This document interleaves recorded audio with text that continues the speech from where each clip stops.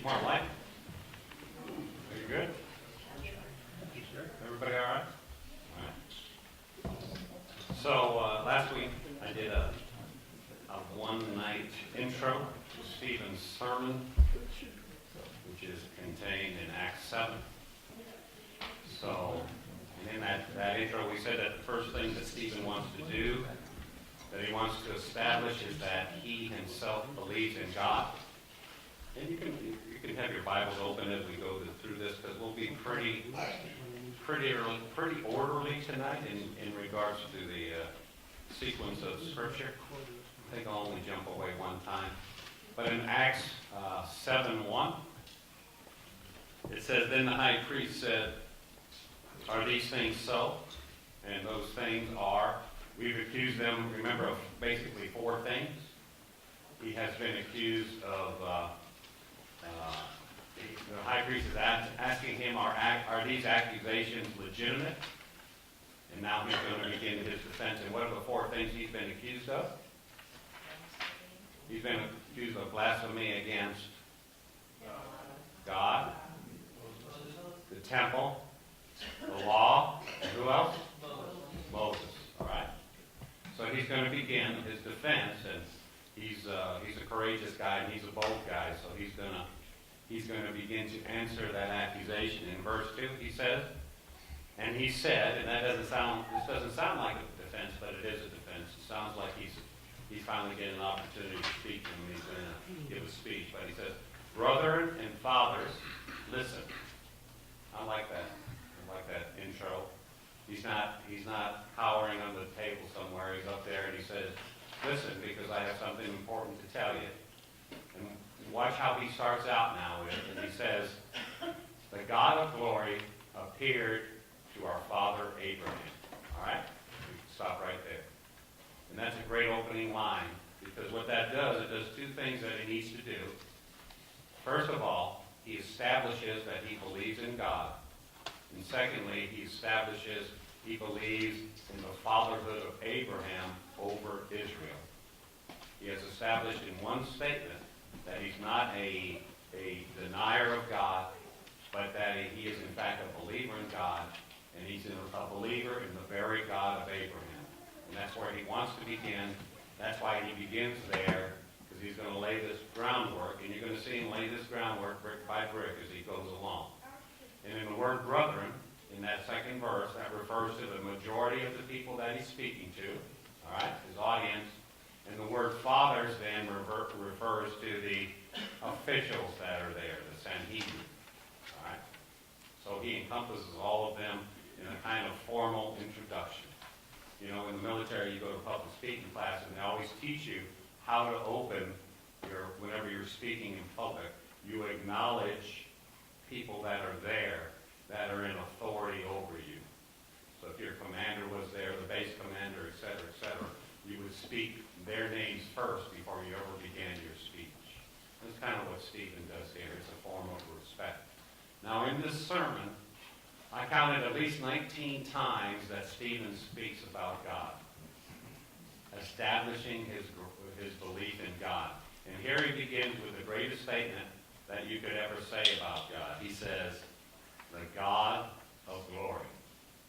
Now, if you've been around here, New Life for a while, you know a little bit about what that glory is. Glory, the God of glory, that word glory, you could define it as the manifestation of all that God is. The manifestation of all that God is. The glory of God, in your outlines the word is glory, is a composite of all of his attributes. You take everything about God and you put it in a ball, if you could, and you can't, but you put it all together, and that is the glory of God. It's the very nature of God. And when we talk about the God of love, or the God of justice, or the God of grace, or the God of wisdom, or the God of righteousness, or the God of wrath, or the God of power, or the God of anything, the God that resides in our presence, anything like that, that all refers to the glory of God. So rather than say all of those things, he just says, he speaks of the God of glory. And that encompasses every single thing that God ever is. That's the most comprehensive comprehensive term that we or Stephen can use. So what Stephen is saying, he's saying in essence, I believe in a God to the fullest possible conceivable, in the fullest possible conceivable sense. I believe in a big, big God. And the term God of glory appears only, I believe, in the Old Testament. It may be one other place in the New Testament, but I think this is the only place. I keep thinking in the back of my mind that there's another place, but I haven't been able to find it. So, when everything, so he encompasses everything that's possible within the framework of God's personality. He pulls it all together in one great big term, the God of glory. So he uses that term, the God of glory. Now in the Old Testament, I think, Renee, you're studying this, I think, there were many names for God. 60. I think there's more than 60, maybe 61. Jehovah Nishi, okay? Jehovah Jireh, Jireh is the way to say it, which means the Lord who provides. Jehovah Rapha, Rapha is really, the accent is on the second syllable. That means the Lord that heals. Jehovah Shalom, the Lord our peace.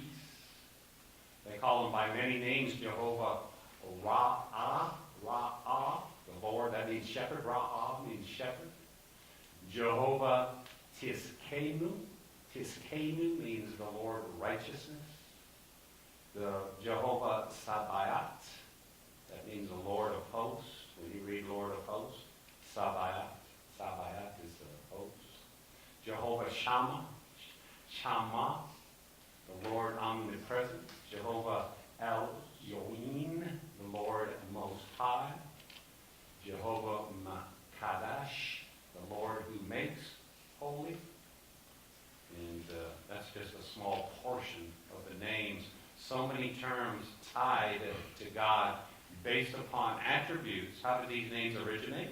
They're based upon attributes that people witnessed when they ran into God. And they gave him a name because that's what they had seen. So many different terms. And Stephen pulls that all together into one name. And he calls him, actually he's calling him El Hakabah, the God of glory, Hakabah. And you see, by saying that, he's saying that God is everything. I believe that our God, the God I'm talking about, is everything that could possibly be true of his character. I believe all of it, every bit of it. And so you see, he has immediately established his confirmation that he believes God as he refutes the accusation that he's a God blasphemer. But he has a second thought here, and it's kind of exciting. If you go back to 6:15, so remember back in 6:15, he's sitting there in the middle of this council, in the middle of this big deal, and they're looking at him, and they see his face, and it says they saw his face, and it looked like what? The face of an angel. So they look at him, and he looked like an angel. In your outline, I believe the word is continence. Continence, Countenance, continent. Now, we said before that was an indication of what on his face? He looks like an angel. What's that an indication of? Why are the angels lit up? Because they are in the presence of the glory of God. Okay? So, when he says he's sitting there, and he speaks of the glory of God, what does he look like? He looks like an angel. He is lit up by the glory of God. So he refers to the glory of God, and he is an overwhelming demonstration of the glory of God. You know, God has set his, what he's saying in essence is, God has set his approval on me. So it's a very powerful statement he's making. And these guys have to be attentive to what he's saying. So, and when they think glory, you know, when you think of glory of God, you think Shekinah glory, okay? Light and glory of God. And here he is, he's sitting there, he looks like an angel, he's lit up. And he's identifying not only that he believed in God, but that also God believes in him, all right? That he's tied to God. So this is a powerful presentation. And then he says the glory of God appeared to who? Not your Father, but to who? Our Father. said your father, he would have been in trouble. They would have drawn the line there. But he says, our father Abraham. He's saying, I'm not anti-Israel. I'm not anti-Abraham. He's my father too. And God is the one who founded this whole thing through him. And I'm in it just like you. I'm not against it. So he establishes his firm belief in God and his really how he is basically orientated towards the Israel that came from God through Abraham. And now he continues to show how, he wants to show, it's important for him to show how God, remember we spoke before, how God controls everything. So he's going to continue to show how God controlled the destiny of Israel, because he's going to come around and he's going to hit them upside the head with that. So this is important, because he wants to establish how firmly he believes the God of Israel, and that God did ordain Israel, that Israel is in fact God's nation, and that he did choose them and he did call them. So he continues in verse 3 in the middle. He says, the God of glory appeared unto our father Abraham when he was where? Mesopotamia. And where's Mesopotamia? Between the Tigris and Euphrates rivers. All right? Referred to as the Fertile Crescent, east of Israel, famous land. It's probably where the Garden of Eden was. Most commentarians would say that. It's where Babylon was. It's called Mesopotamia here because that's what the Greeks called it. What's the name for it in the Old Testament? Ur of Chaldees. It's where the Chaldeans lived. All right. Now Abraham, we know, according to the Old Testament, book of Genesis, was from the city Ur of the Chaldees. Ur, according to Joshua 24:2, was a city of idolatry. Abraham was an idolater. And somehow, though, he came to knowledge of the true God when he was in that air, Ur of the Chaldees, or now Mesopotamia, if you prefer. And God appeared to him when he was there, before he dwelt in Haran. And Haran's another town in Mesopotamia, and all we know about Haran, really, we don't have a lot of information about it. It's north of Ur. That's where Abraham went there to wait. All right? God appeared to him first in Ur, and then he went to Haran. And all we realize, there's some archaeological diggings of Haran. It's most famous for one thing. It's religious idolatry. They worship the moon god, a crescent moon god. It looks very much like Islam, the symbol of Islam. All right? Probably goes back to that time. So God appeared to, according to Genesis, God appeared to Abraham in Ur of the Chaldees, and he said, in essence, I want you to get out of here, Abram. I want you to take over to the land you've never seen. I'm going to take you over there. You don't know anything about it, but I want you to go over there, and I'm going to found a nation through you. It sounds pretty cool. I'll tell you that, but it still takes a lot of faith to pack up and leave. And his father was Terah, T-E-R-A-H. And they gathered the family together and went to Haran, and they waited there. And then God renewed his call. Terah died at the age of 205, and then they went to Canaan, to the promised land. And he went up from Ur to Haran and stayed there until his father died. Then they went over to Canaan, so the call was renewed there, and the call is recorded in Genesis 12. And so go back now to Acts 7:3. And he says to him, what does it say? Acts 7:3. Get out of your country and from your relatives and come to a land that I will show you. And God actually said that to him in two different places. Once he said to him in Ur, and once in Haran. And then verse 4. Then came he out of the land of the Chaldeans and dwelt in Haran. So Stephen is just reciting what these guys know. And from there, when his father was dead, he moved him to this land in which you now dwell. So he's pounding on the idea of the faith of Abraham. He didn't even know what was going on. God said, get up, pack up your stuff. I'm going to send you somewhere. Just get going. And he did it. He didn't know what to expect. But Abraham's faith has always stood the test of time throughout the ages his life is a classical illustration of faith. And his whole life was full of faith, most of it. He never ever really saw the fulfillment, though, of any of the promise that was given to him, did he? You think about it. The closest he ever got to the promises of God was the birth of his son Isaac, but he never got anything else. Abraham lived his whole life based upon the promise. He never really realized any possessions, but he had faith. And then verse 4 says, then he came out. That's an indicator of his faith. And you might say, well, God was pushing him, and God was pushing him. But Abraham, so here's that dichotomy. Here we have, when you think God wants you to do something, okay, you have your faith in God's sovereignty, okay? The problem is some people reside in the area of their faith. And then they go around and they make decisions based upon what they want rather than what God sovereignly wants. You know, the definition of taking God's name in vain is attributing things to God that he has nothing to do with. And that's why it makes me so upset when I hear people say, well, God told me to do that.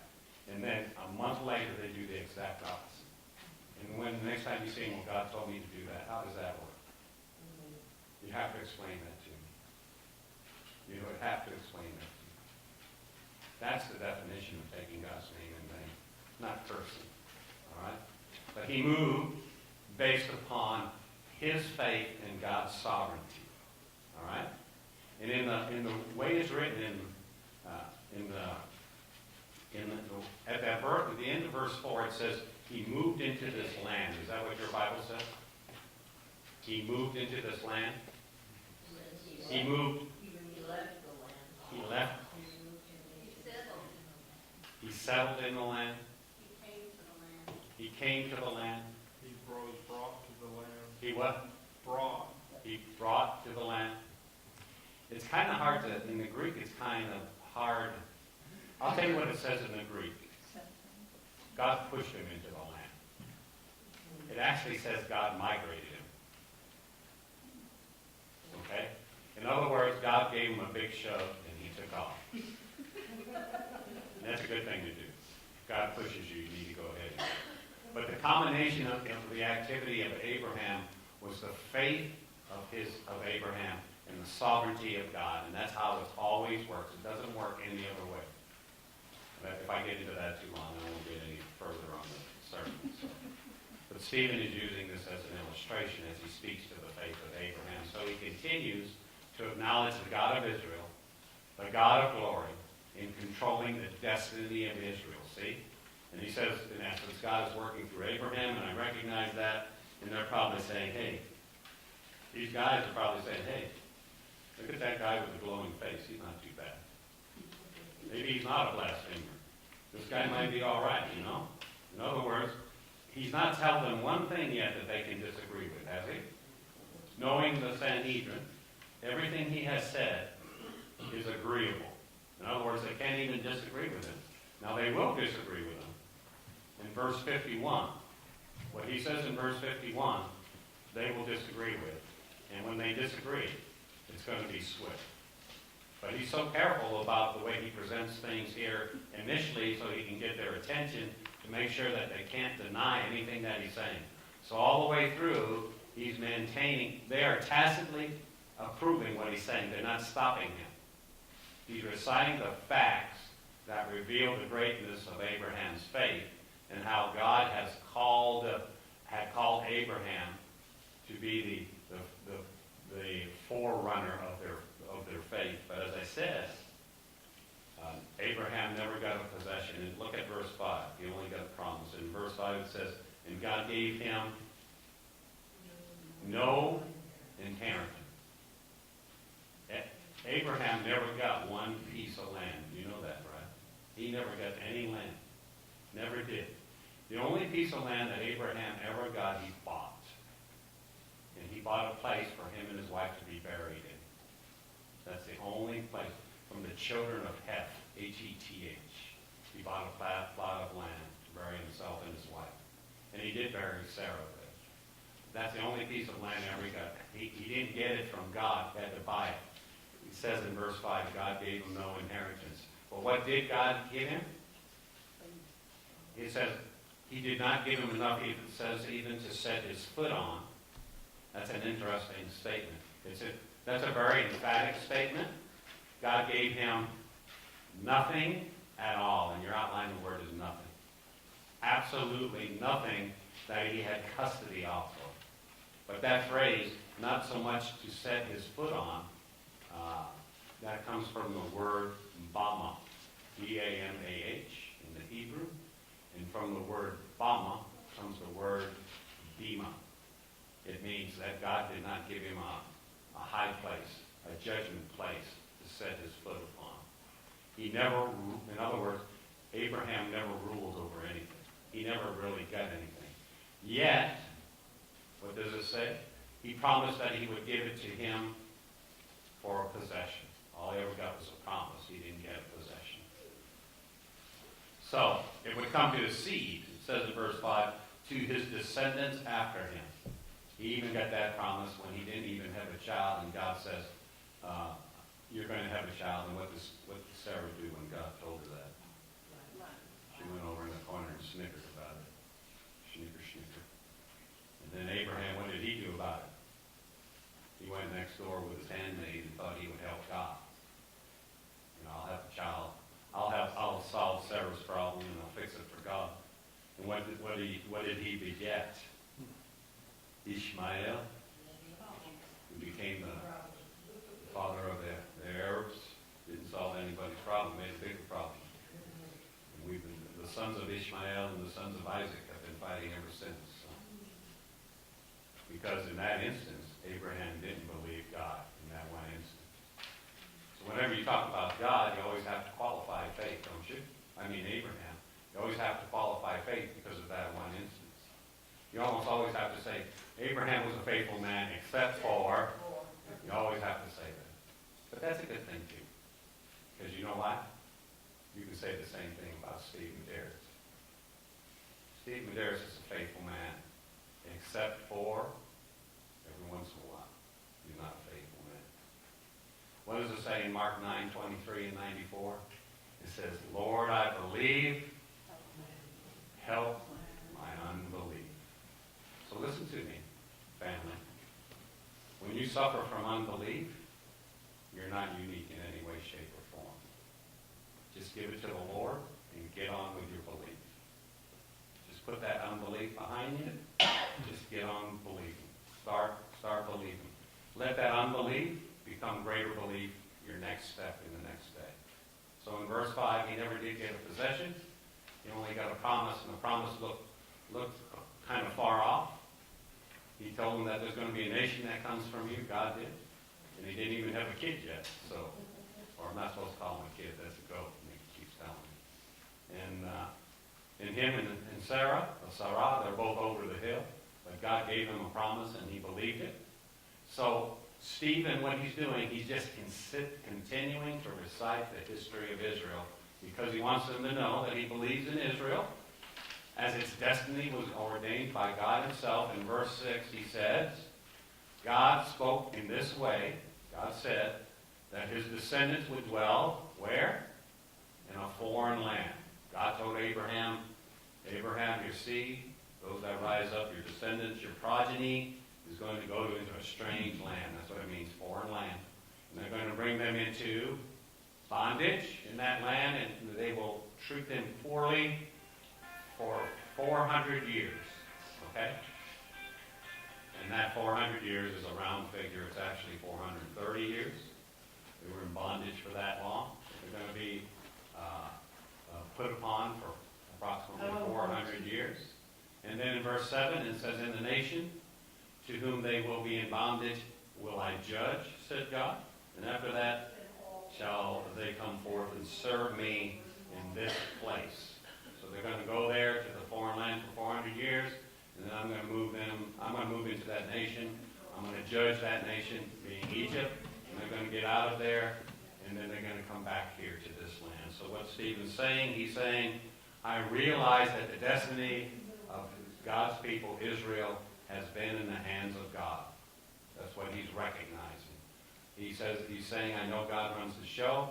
I believe in the God of Israel who called Abraham, who took the children of Israel to Egypt, who brought the plagues upon the Pharaoh and got them out of Egypt, who presented the great deliverer Moses. I believe all that stuff. He's establishing himself in relation to the God of Israel. So now Stephen has nailed down that fact that he believes in God, the God of Israel. And that's important because he's accomplished his first two powerful points. He's captured their attention by reciting their history. And Jews, you know one thing Jews love to hear? They love to hear their history. They love to hear about their Judaism. And I think Stephen was a very good speaker. And it says that they couldn't resist his spirit. He just ate up everything he told them. And the second thing he's accomplished, he's defended himself against the charge that he blasphemed God. He does believe in God. He believes in a holy God. So he has proven that point. And that leaves only two more things that he wants to do. Remember, we talked about these four things. The third thing he wants to do, in your outline, he wants to indict them for their sinfulness. Same thing you want to do in the sermon. And then the fourth thing is that he wants to present Messiah to them. Now I want you to watch how he does this because it's powerful. And he doesn't really come to fulfillment until the 51st verse, which is the key verse of this entire sermon, but you're going to see it. You can look at verse 51 quickly if you want. He says in verse 51,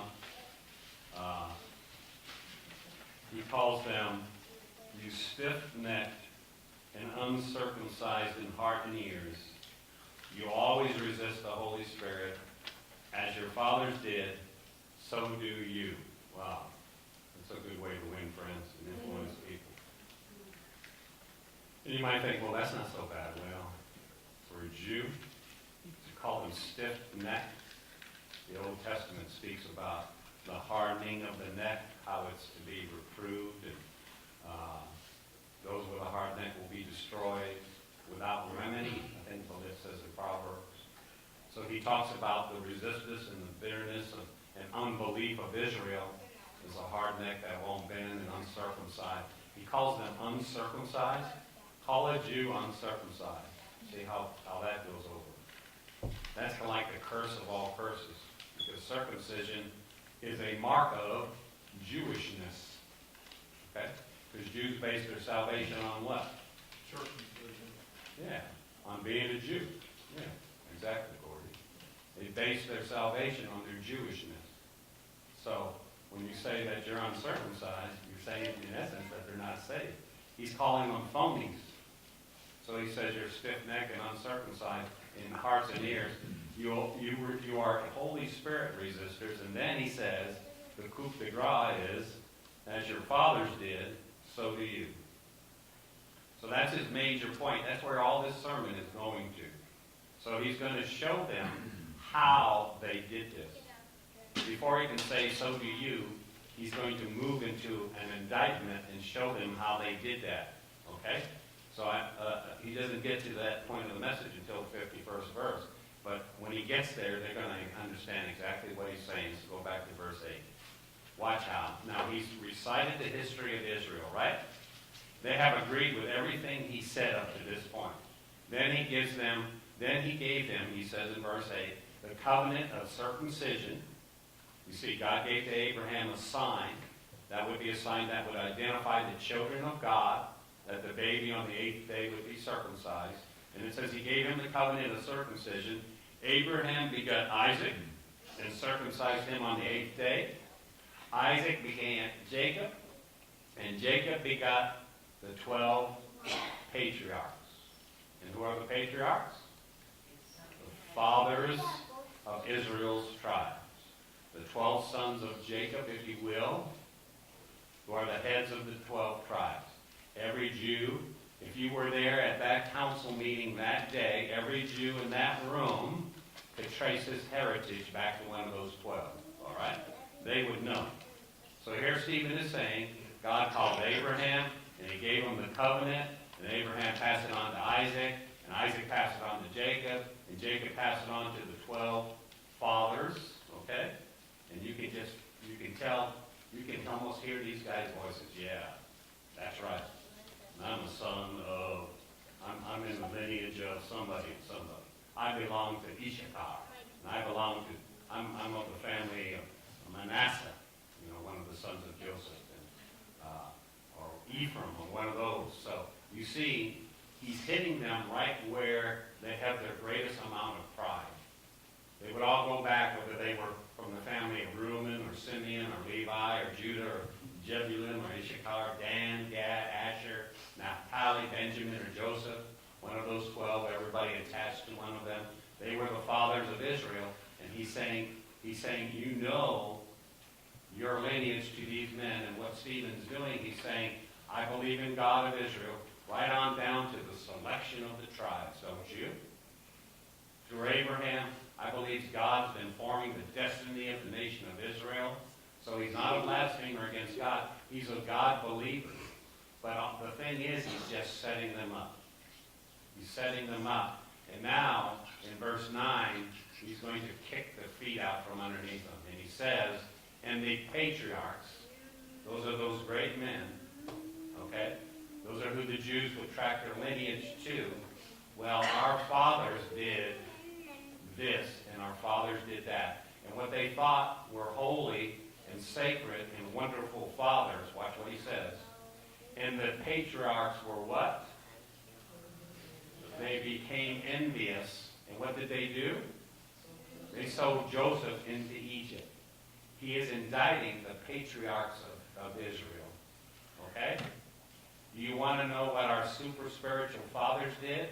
They sold Joseph into slavery in Egypt. That's what they did. So, and then watch the next statement. But God was with who? With who? Him is who? Joseph. So he's saying the super spiritual fathers of Israel, whom you so revered, sold Joseph into slavery, who God so revered. Remember when we talked about Peter in his sermon, he always used to place Israel against God? That's exactly the same thing that's happening here. Stephen is doing the same thing. He's saying, this is who you are. You revere these people, and this is who God reveres. So who's the blasphemer now? That's what he's saying. He's not saying it. He'll say it in verse 51. But who's the blasphemer now? Their forefathers were the ones who blasphemed God because they were against God. God calls Joseph sacred. And what did they do to him? Because they were envious, they sold him into slavery. That's what he's saying. And when he gets over to verse 51, as your fathers did, so do you. And that's a reference to Jesus Christ. And they know that. When he gets to 51, they're going to know what he's saying. Okay? They rejected, their fathers rejected the one that God had ordained to carry the birthright of that family. They rejected Joseph, who was in fact their redeemer. Joseph is pictured as a redeemer, isn't he? Did he not save his entire family? Actually, a lot of theologians or historians would say he saved the great majority of the world at that time. Okay? They rejected their redeemer, and you know what you guys did? You rejected your redeemer, just like your fathers did. It's the same deal. And that's what he said when he says, as your fathers did, so do you. That's what he means in verse 51. So that's the first point of the indictment. That they don't understand what he's pointing at quite yet. They're still listening. So he says, and the patriarchs becoming envious sold Joseph into Egypt, but God was with him. There's that dichotomy. You see, God was with Joseph, and they sold him, which means they were at opposite ends from God, right? In 1 Chronicles, let me just give you a little bit of the history here. 1 Chronicles 5:1, it says in parentheses, Reuben was the firstborn. For what happened to Reuben? But as for much he defiled his father's bed, his birthright was given to who? Unto the sons of Joseph. The birthright went to Joseph. And it says in verse 2, it says that the birthright was Joseph's birthright. And you remember in Genesis 37, Joseph was having, remember the dreams of Joseph? Boy, his brothers loved those dreams. It probably irritated me too if he told me his dreams, if I was one of his brothers. He told his brother that every time he told them these dreams, they hated him more. He tells them, I have a dream, and behold, there were these sheaves in the field, and my sheaves stood up and arose straight up, and all the other little stacks of grain, they fall down and they worship that one that's standing up, and he says that one that's standing up is mine. Wow. Okay. So, and then he kept telling them these dreams. I've dreamed a dream, and behold, he said the sun and the moon. Who's that? He says the sun and the moon and the 11 stars have made homage to me. Who's the sun and the moon? His mom and dad. And the 11 stars, there's 11 brothers, and they've all paid homage to me. He told that to his father and his brother, and his father told him, what's up with you? What are you eating before you go to bed? Quit eating that spicy food. You're having some bad dreams. But he did say something about he was considering what he was saying as he said it. Okay? So, but he kept getting these dreams, and because of Reuben's sin, he would forfeit his birthright. So the birthright was Joseph's. So you see, God set Joseph apart as the leader in that family. God set him apart to bear the progeny of that family, the right to rule over that family. And Joseph was sacred.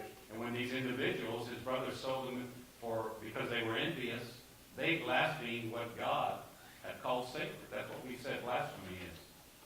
Okay? It's coming against something which God believes is sacred. What God says is sacred. So therefore, they were against God.